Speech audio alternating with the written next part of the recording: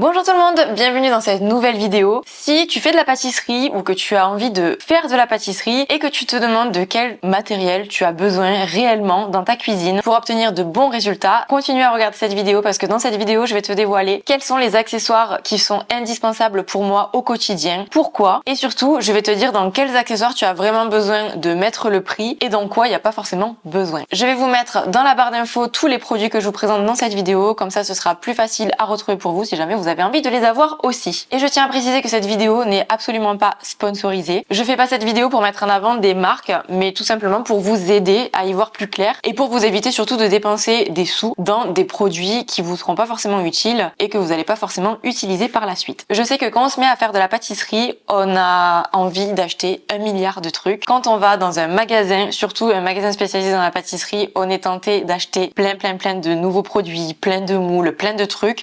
Mais la vérité, c'est que on n'a pas besoin de tant de choses que ça pour commencer en pâtisserie. Je suis contre la surconsommation, je suis contre la surcharge des placards et je suis plutôt pour les bons basiques de qualité qui vont nous durer toute une vie ou presque. Avant de poursuivre cette vidéo, si vous ne me connaissez pas, bonjour, je suis Marie, je suis chef pâtissière végane et mon objectif sur ma chaîne YouTube et dans la vie de manière générale, c'est de démocratiser la pâtisserie sans œufs, sans lait, sans beurre, sans gélatine, bref, la pâtisserie végétale. Pour ça, je propose plein de vidéos sur YouTube, des formations en ligne, des e-books, des cours en direct. Vous pouvez en savoir plus en cliquant sur le lien vers mon site dans la barre d'infos. Si la pâtisserie végétale est un sujet qui vous intéresse, je vous invite à vous abonner à ma chaîne puisque je suis là tous les samedis matins à 9 h avec des nouvelles recettes, avec des tips de pâtisserie végétale ou avec des sujets autour de la pâtisserie végétale ou plus largement autour du mode de vie vegan. Donc veillez à vous abonner et à liker cette vidéo. Maintenant, passons à nos équipements parce que peu importe si vous avez une super recette, si vous avez les meilleurs ingrédients de la terre, parfois si vous n'avez pas le bon équipement, vous risquez d'avoir des résultats qui sont hyper décevants. Le premier accessoire que je recommande, c'est tout simplement une balance de cuisine et si possible une balance de cuisine qui pèse à la virgule près. En pâtisserie, c'est simple, on pèse absolument tout et ce qui est intéressant en fait quand vous avez une balance qui va à la virgule près, c'est que c'est plus précis pour peser des petites quantités. Par exemple, si vous pesez de l'agar-agar, c'est extrêmement important d'aller à la virgule près ou globalement pour tous les ingrédients qui nécessitent des petites quantités. Si votre balance n'est pas assez précise, vous allez avoir besoin d'acheter autre chose, une petite cuillère doseuse qui là vous permet d'avoir vraiment des toutes petites quantités à la virgule près. Mais c'est mieux en fait d'avoir une balance qui vous permet de ne pas acheter un produit supplémentaire. Sachant que une balance comme la mienne qui va à la virgule près, vous pouvez regarder en ligne, ça coûte moins de 10 €. Je vous mettrai la référence de la mienne dans la barre d'infos. Il n'y a pas beaucoup de boutons, juste on-off, faire la tare. De toute façon, pour une balance pour la pâtisserie, vous n'avez pas besoin de technologie de ouf. Et moi, de toute façon, quand je suis en train de pâtisser, honnêtement, j'ai la flemme de me plonger dans des modes d'emploi de produits trop compliqués. Donc, le mieux, c'est la simplicité. Ensuite, les moules. Les moules, j'en parle souvent, que ce soit sur YouTube ou sur Instagram, parce que pour moi, c'est un accessoire qui est extrêmement important et il faut vraiment choisir des moules de qualité. Le type de moule que vous avez quand vous faites de la pâtisserie, ça peut changer tout au niveau des résultats. Déjà, il faut faire la différence entre deux types de pâtisserie que vous allez préparer. Il y a tout ce qui est gâteau, muffins, moelleux, génoise. En gros, tous les gâteaux qui se cuisent au four et qui sont moelleux. Et le deuxième type de dessert, c'est tous les desserts qui vont prendre au frais ou que vous allez devoir congeler. Pour tous les gâteaux cuits au four, s'il vous plaît, investissez dans des moules en métal. Que ce soit des moules à cake, comme celui-ci par exemple, ou des moules ronds. Peu importe en fait la forme du moule dans lequel vous allez faire cuire vos gâteaux, prenez des moules en métal. Le métal, c'est le matériau qui conduit le mieux la chaleur et nous, c'est d'autant plus important en pâtisserie végétale parce qu'on n'a pas les œufs qui coagulent dans la pâte et donc si vous avez un matériau qui est pas bien conducteur, vous allez avoir un résultat qui est bof. Il y a plein de gens qui m'écrivent tout le temps sur Instagram en m'envoyant des photos de cakes ou de gâteaux qui sont tout pâteux, qui sont pas cuits à cœur et en fait quand je creuse un petit peu pour les aider, je me rends compte que le problème ça vient du moule parce qu'ils ont utilisé un moule en silicone et le silicone c'est le pire matériau que vous pouvez utiliser pour cuire des gâteaux type cake ou moelleux. Le silicone ça se déforme sous le poids des pâtes, ça conduit très mal la chaleur et souvent ça fait des gâteaux qui sont complètement ratés. Donc pour tout ce qui est cake, moelleux, etc. c'est à bannir. Donc moi par exemple pour mes cakes, j'adore ce moule et surtout c'est purement esthétique esthétique, mais il y en a plein qui m'ont envoyé des messages sur Instagram parce qu'ils ont vu la différence suite aux conseils que j'avais donné dans ma vidéo sur le cake salé. Moi j'ai un moule à cake, donc bien évidemment en métal, mais surtout qui est à bord droit et qui a une bonne taille en fait pour les cakes que je fais, c'est-à-dire que je mets à peu près ma préparation jusqu'aux 3/4. Si vous remplissez pas votre moule à cake, vous allez avoir un cake qui est tout raplapla. Et si vous avez un moule à cake qui n'est pas à bord droit, qui a des bords qui sont un petit peu évasés, c'est pareil, vous allez avoir un cake qui est un petit peu raplapla. Moi, avec un cake à bord droit, ce que j'adore, c'est que on a un cake qui monte bien droit, qui va nous faire une petite voilà, un haut bien bombé et qui sera vachement plus beau. Donc c'est pour ça que je dis que les moules c'est super important, parce que d'un point de vue matériaux pour la cuisson, mais aussi d'un point de vue rendu esthétique, selon le moule que vous avez, ça peut vraiment faire toute la différence. Vous allez sûrement me poser la question pour les matériaux, qu'en est-il du verre ou de la céramique? Alors clairement, c'est moins pire que le silicone. Si vous avez des moules qui sont déjà en verre ou en céramique que vous n'avez pas envie de réinvestir, écoutez, gardez-le, c'est toujours mieux que rien. Ça conduit pas aussi bien la chaleur que le métal. Et surtout, pour la pâtisserie, la céramique ou le verre, ça accroche quand même beaucoup, donc il faut très bien beurrer les moules, huiler les moules. Moi personnellement, j'aurais plus tendance à utiliser ces matériaux pour des plats salés plutôt que pour de la pâtisserie. Donc ça c'était pour tous les gâteaux qui cuisent au four, les moelleux, les cakes, etc.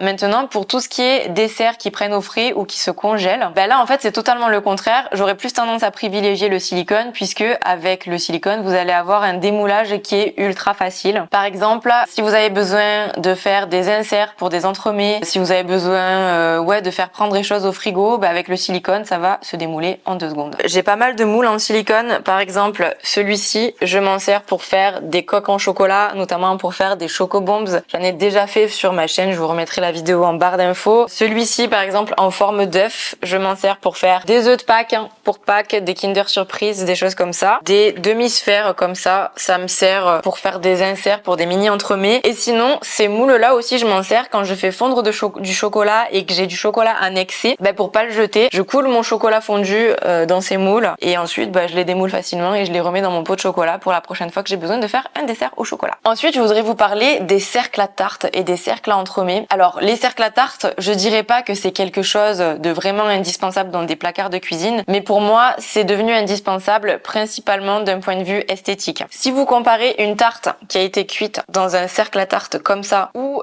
une tarte qui a été cuite dans un moule à tarte classique, je veux dire, on a toutes et toutes un moule à tarte dans nos placards, le rendu esthétique n'est absolument pas le même. Avec un moule à tarte classique, ça va faire un résultat un petit peu plus rustique, j'ai envie de dire. Ça fera le résultat comme chez mamie, quoi. Alors que si vous foncez un cercle comme ça et que vous réalisez votre tarte avec, vous allez obtenir l'esthétique d'une tarte qui pourrait très bien sortir d'une pâtisserie. Donc tout de suite avec un cercle comme ça fait beaucoup plus pro. Sachant que c'est pas plus difficile en fait de foncer un cercle que de foncer un moule à tarte classique, et même je dirais presque que c'est plus facile, puisque une fois que c'est cuit, vous avez que à soulever le cercle comme ça et ça sort tout seul. Ça n'accroche pas du tout. Vous n'avez pas besoin de beurrer votre cercle, c'est fait pour. Et je sais pas si vous allez voir à la caméra, mais mon cercle il est perforé. Tout le long, il y a des petits trous partout. Je préfère les cercles perforés comme ça parce que ça garantit une cuisson qui est beaucoup plus homogène. Et si jamais vous vous demandez la différence de prix entre les cercles avec les petits trous, les cercles perforés ou les cercles classiques, franchement c'est quasi rien, c'est juste quelques euros. Et je pense même qu'un cercle à tarte finalement ça doit être moins cher qu'un moule à tarte classique qu'on a dans les placards. En tout cas, ce sont des produits de super qualité, ça vous allez le garder toute votre vie une fois que vous l'aurez acheté. Bien sûr, il en existe de plein de diamètres différents, donc à vous de voir si vous cuisinez pour une grande quantité de personnes ou pas. Moi j'ai un cercle qui doit faire 18 cm ou 20 cm, donc ça fait des tartes pour environ 4 personnes je dirais. Et sinon j'ai la même chose mais pour faire des petites tartelettes individuelles. Donc pareil, pour les petites tartelettes individuelles, ça permet d'avoir vraiment un joli visuel, un petit peu comme si ça sortait d'une pâtisserie. Maintenant, si vous voulez faire des entremets, c'est-à-dire des gâteaux avec différentes couches, avec différentes textures, des inserts, etc. Il vous faut absolument un cercle à entremets comme celui-ci. À l'intérieur, vous allez placer du ruban rhodoïde et vous allez monter votre gâteau à l'intérieur. Donc ça vaut pour différents gâteaux comme le fraisier, l'opéra, le royal au chocolat, la charlotte,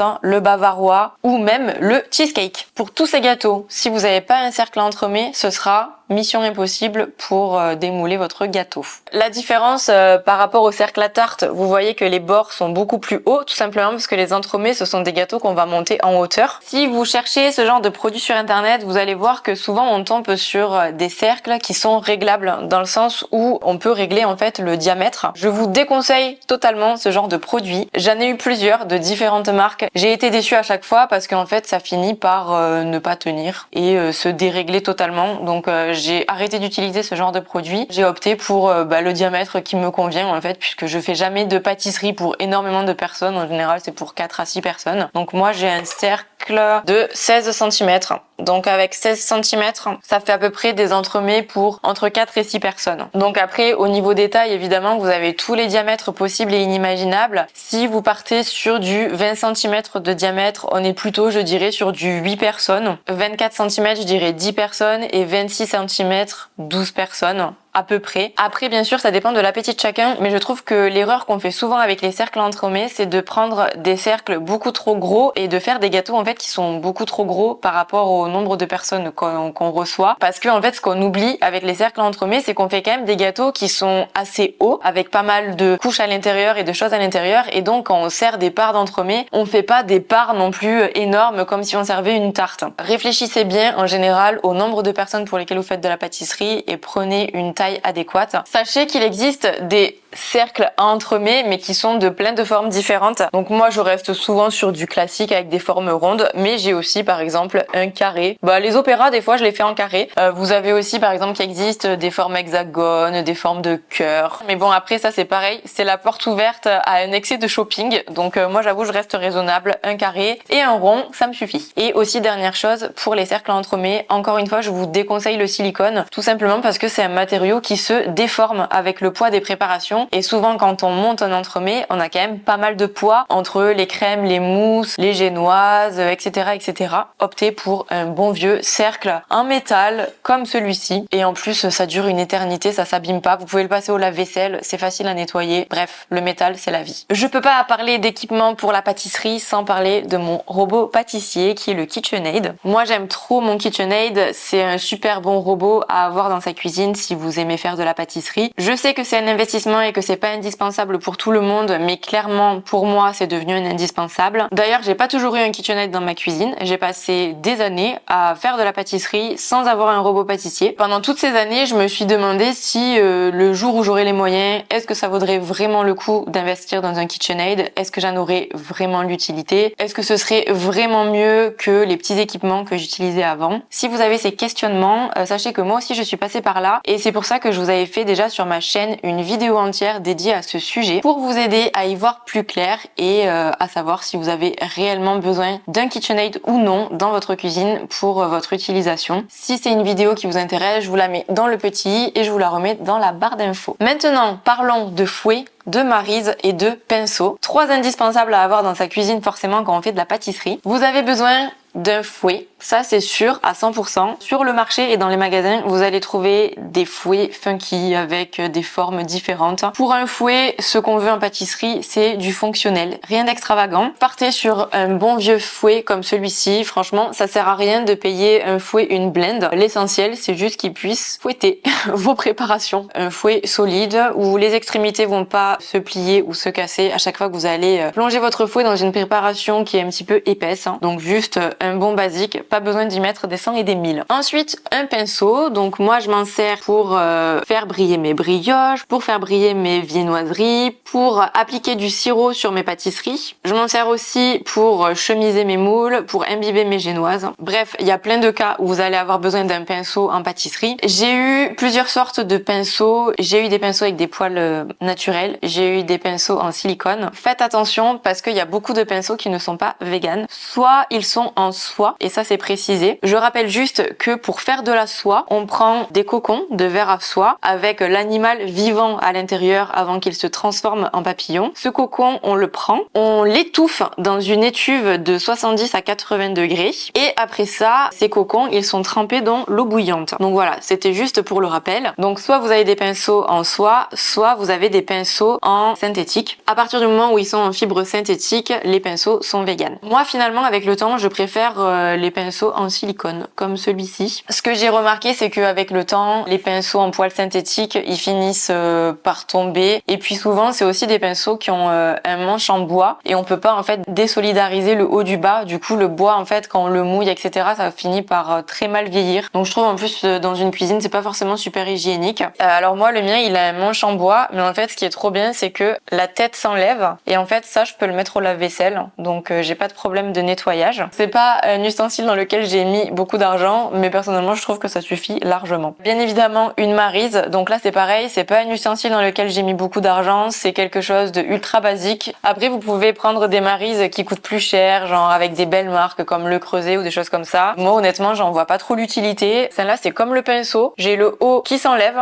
comme ça, je peux le placer au lave-vaisselle. Et puis voilà, donc une maryse, c'est un indispensable. Ça permet de mélanger, ça permet de racler le fond des culs de poule. Donc toujours en avoir une sous la main. En pâtisserie, à un moment donné, vous allez forcément avoir besoin d'un zesteur. Alors moi, j'ai un microplane. J'ai pas toujours eu un microplane et franchement, avant, je galérais de ouf avec mes zesteurs. Genre chez mes parents, il y a un zesteur, mais qui m'a fait tellement galérer, vous avez même pas idée. C'est vraiment le zesteur qui coupe mal. T'appuies comme un malade, ça tombe pas et tu passes genre vraiment 1000 ans à zester ton citron. Et un jour, j'ai eu un microplane. Et là, mais franchement, je vous mens pas, ma vie a changé. J'ai jamais testé un zesteur aussi efficace. Tant que vous aurez pas testé un microplane, vous pourrez pas comprendre. Quand tu zestes un citron avec un microplane ou une orange ou ce que tu veux, tu mets vraiment zéro effort. Tu mets zéro pression. Le truc, il coupe, mais à une vitesse. En fait, genre les zestes, ils sont trop bien. Je sais même pas comment vous expliquer. C'est vraiment devenu un indispensable dans ma cuisine et pas seulement pour les zestes d'agrumes puisque je m'en sers plus pour plein d'autres trucs, genre en salé par exemple, tu peux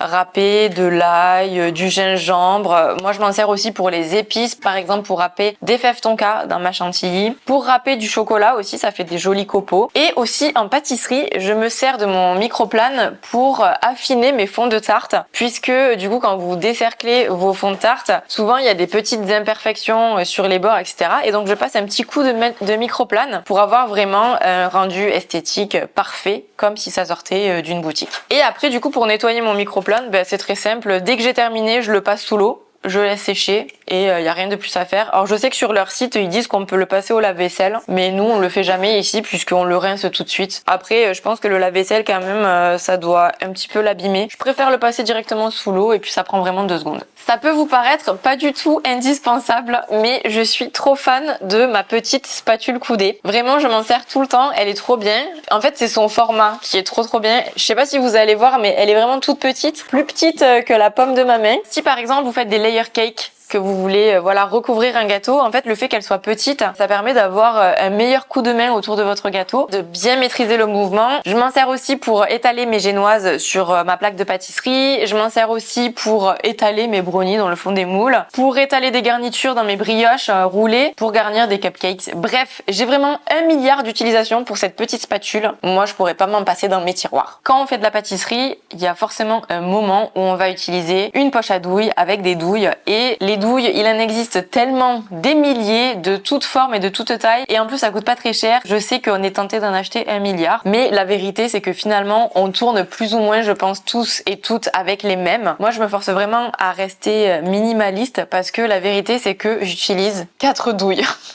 Juste ces 4 là, franchement c'est tout. Donc il y a une douille Saint-Honoré, ça c'est quand je veux me faire plaisir avec un petit pochage Saint-Honoré. Ensuite j'ai 2 douilles cannelées, les deux font des formes un petit peu différentes en fait. Ça fait pas exactement le même dessin, donc c'est pour ça que j'en ai 2. Et une douille ronde pour pocher des macarons, pour pocher des biscuits ou tout simplement pour pocher des crèmes de manière lisse en faisant des petits tas. Donc vraiment minimaliste, douille ronde, douille Saint-Honoré et 2 douilles cannelées. Pour les poches, vous devez sans doute savoir qu'il existe des poches réutilisables ou des poches jetables. Bon, moi je vais pas vous mentir, je préfère les poches jetables. Je sais que c'est pas bien et je sais que ça fait des déchets, mais c'est plus pratique. Surtout quand, comme moi, vous faites beaucoup de pâtisserie et que souvent vous faites plusieurs gâteaux en même temps. En fait, le truc c'est que quand je tourne plusieurs vidéos dans la journée, quand j'ai plein de crème au frigo à pocher, etc., en fait, une seule poche pour moi ça suffit pas. En plus de ça, on va pas se mentir, moi je trouve que les poches réutilisables, c'est hyper relou à nettoyer, c'est super long à sécher. Et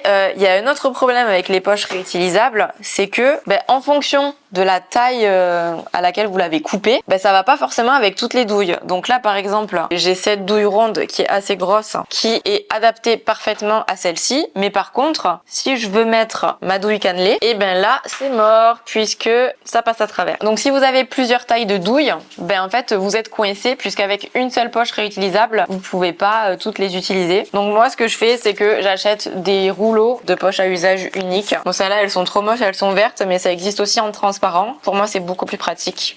Dites-moi dans les commentaires, vous, si vous arrivez à vous contenter que d'une poche réutilisable, mais j'avoue que moi non.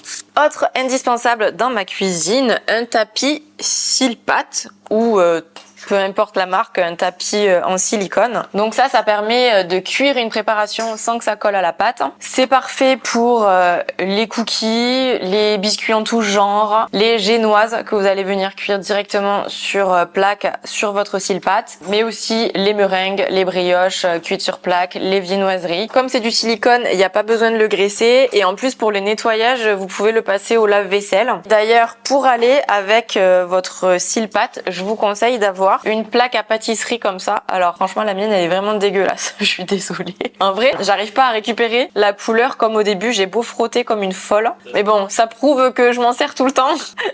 Mais au début, je peux vous assurer qu'elle n'avait pas cette couleur et toutes ces taches, elle était grise bien brillante. Mais du coup, une plaque à pâtisserie sur laquelle vous mettez votre cils-pâte. Pourquoi une plaque à pâtisserie? Tout simplement parce que c'est beaucoup plus facile à manier, à sortir et à rentrer du four que la grosse plaque du four. Ça en plus, c'est une petite plaque qui est super légère et qui est plus petite que la plaque du four. Vous avez vu, en fait, il y a des trous sur ma plaque. Le fait qu'il y ait des trous, ça permet une meilleure circulation de l'air, une répartition de la chaleur qui est homogène. Ça évite d'avoir une humidité excessive et ça permet une bonne cuisson bien homogène. Les plaques à pâtisserie comme ça existe dans plein de tailles différentes, tout comme les cils-pâte d'ailleurs. Donc faites attention déjà que ça rentre dans votre four, donc n'hésitez pas à mesurer et surtout faites en sorte de prendre une plaque à pâtisserie qui est adaptée à la taille de votre cils-pâte ou vice versa, une cils-pâte qui est adaptée à la taille de votre plaque de pâtisserie, puisque le but c'est que les deux fonctionnent bien ensemble. Autre indispensable dans ma cuisine, une grille de refroidissement. C'est important quand vous faites refroidir vos pâtisseries que l'air puisse circuler dessous et sur les côtés. En fait, en démoulant vos gâteaux et en les faisant refroidir sur grille, ça va vous permettre de garder une croûte bien croustillante, l'intérieur bien moelleux, alors que si vous laissez vos gâteaux refroidir dans le moule, en fait, ils auront tendance à se ramollir puisque l'humidité ne pourra pas sortir. Et bien sûr, c'est pareil pour les gâteaux, les brioches, les viennoiseries, etc. Ce qui est pratique aussi avec les grilles de refroidissement comme ça, c'est que vous pouvez faire des glaçages. Vous mettez votre gâteau ou votre entremets dessus, vous faites couler votre glaçage et en fait vous mettez par exemple dessous votre tapis cils-pâte, comme ça vous pouvez récupérer l'excédent de glaçage et ça permet au glaçage de bien couler en dessous. Et enfin, c'est vrai, dernier basique que j'avais oublié mais que Flo vient de me faire passer parce que c'est vrai que ce petit ustensile, je l'adore. En fait, c'est une espèce de petite spatule avec un bout assez étroit. C'est très très fin, mais en fait ce truc là, c'est trop bien pour racler le fond des blenders. Je suis sûre que si vous avez un blender et que vous faites des préparations avec, vous galérez pour aller chercher la préparation au fond. Avec ça, il y a zéro galère. Ça va dans tous les recoins, ça passe un petit peu entre les lames et donc du coup vous avez beaucoup moins de pertes quand vous allez chercher les préparations au fond du blender. Je vous mettrai la ref dans la barre d'infos. Ça coûte pas très très cher et c'est trop pratique. Voilà les amis, on a fait le tour de mes basiques. Dites-moi dans les commentaires s'il y a des choses que j'ai oubliées ou en tout cas s'il y a des éléments qui sont vraiment indispensables pour vous dans votre cuisine et que je n'ai pas mentionné dans cette vidéo. Ça permettra d'enrichir cette vidéo pour les personnes qui se mettent à la pâtisserie et qui ont besoin de s'équiper.